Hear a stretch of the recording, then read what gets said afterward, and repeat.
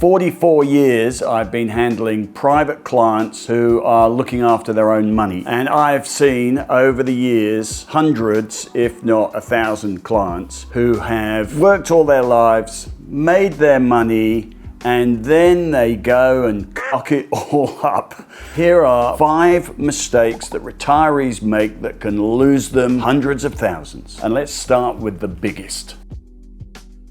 I'm hesitant to do this because it might upset a whole load of financial planners, but it is true, and any financial planner will know this is true as well. You decide that you've come to a time in your life where you need financial advice and end up being tied to a financial planner for investment advice. Mistake number 1. Financial advice, investment advice. It's not the same. In order to become a financial planner, you have to learn all this fabulous stuff which nobody knows, but it's very light on the investment side. If you have found yourself going to a financial planner looking for investment advice, most of them are simply going to put you into a bunch of managed funds, charge you a fee, and do next to nothing other than placate you on the telephone every time you ring up and say, I'm worried about the market. And this is the biggest mistake everybody makes. And for some people, it's not necessarily a mistake. If you are wealthy, you need a self-managed super fund. You need it for tax reasons, estate planning, flexibility.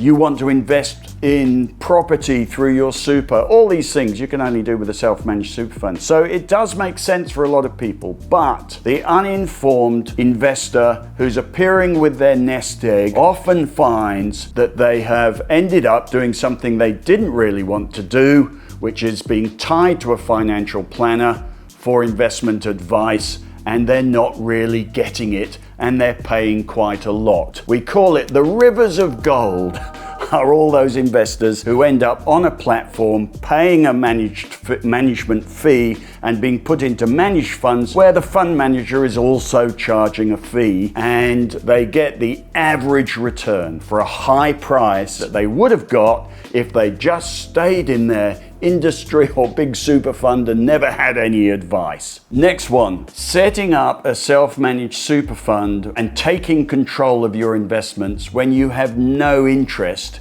in taking control of your investments. Let me tell you the story once when I was asked by a friend of mine. He had gone to a financial planner, set up a self-managed super fund, didn't want the investment advice, and suddenly found it was his responsibility to do their investments. And he had no skill set, but he now had this administration issue with the self-managed super fund. He had a responsibility for investment, and he was cooking it up. He did not know what he was doing. I can hammer nails, cut wood, but I can't build a house. In the same way, a builder can build a house, a dentist can drill teeth, a doctor can sort your medical problems out, but can they do what I've done for 44 years just because they decide they'd like to try? Just because they've got a mobile phone that can click and spend their money? For some people, it's a hobby, it's a passion, they love it, and they do really well at it. But for other people, it's a real pain. Self-managed super funds are the way the finance industry gets into your pocket. They're an administrative pain, they're a responsibility, and if you don't know what you're doing, don't do it. Third, don't trust your partner. I really shouldn't do this one, but don't trust your partner. I cannot tell you the problem stockbrokers have with joint accounts. 2 people, there are 2 beneficiaries, Mr. and Mrs. usually. One of them signs a piece of paper which says the stockbroker can take instructions from the other person. So one person ends up running the joint assets. And let me just tell you, you need to assess your partner. If you put your financial future in the hands of someone you love who is utterly incompetent, they're going to blow you up. You're going to end up on the pension.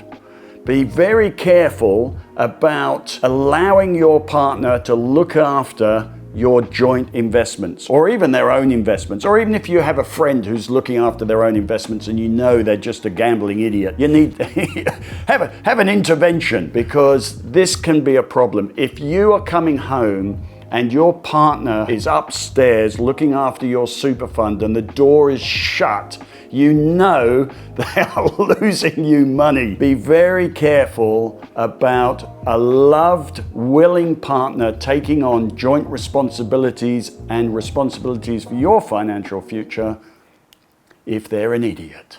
Next big mistake, listening to other people. I have given up talking to dinner party guests about their finances. If you ask me about, oh, I've bought this, I've done that, I just go silent at the dinner table. I'm not going to give any advice because I have worked out that you need to do your own thing. I once went motorcycling with a guy who, in the middle of our pub session, somebody said something about this really smart guy, and he suddenly popped up and he said, actually, and this was not ego, I think this was just empirically correct. He said, actually, I'm probably the smartest person you've ever met. And this guy was empirically the smartest guy I've ever met. And he was a trader. He had run a trading floor for a major institution and employed traders, and I asked him, what makes a good trader? And the answer was, well, we'll start with an ATAR of 99.9, and that's not because people with ATARs of 99.9 are smart, it just means they apply themselves, and we need a filter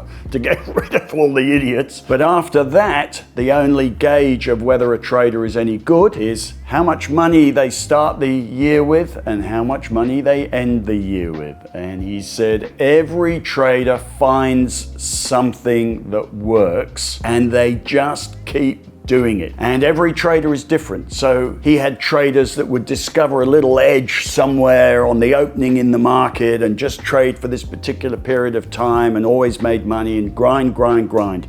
You find a furrow and you just keep plowing it. A trader that does that well and makes money reliably doesn't make him a good trader or her a good trader in some other instrument or a universally good trader. It simply makes them good at making money doing this one thing.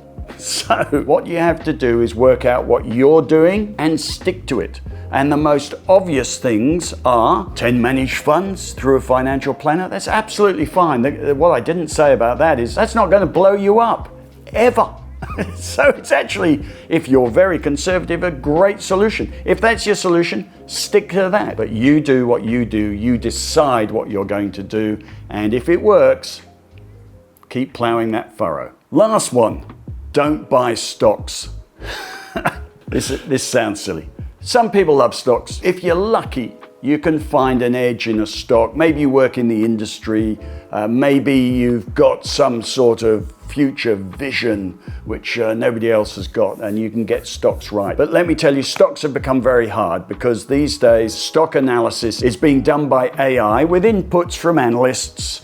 But the hard work of research is being done extremely efficiently with vastly more computer power and information than you, an Australian retiree trying to make money, is ever going to have. So if you've ever heard of the efficient market hypothesis, EMH, if you've ever heard of that, the idea is that every piece of information is already in a share price. Now that's not true because the future has unpredictable things which maybe you can predict. That's fine. But stocks are one, very efficiently researched, very hard for you to get an edge on a particular stock. They are also highly volatile now. Over results, you will see stocks moving, even large stocks. Look at the last CSL results. Even large stocks will move 10, 20% on announcements. It used to be that investor relations people at especially the big companies, looked after market expectations. There was a confession season before the results season, which is after the year end or half year end, where a company would find out what its results were going to look like, but they hadn't been audited yet. But during the period between them being audited and announced, they would put out some sort of public announcements saying our results aren't going to be as good as we expected, or they're going to be better than we expected.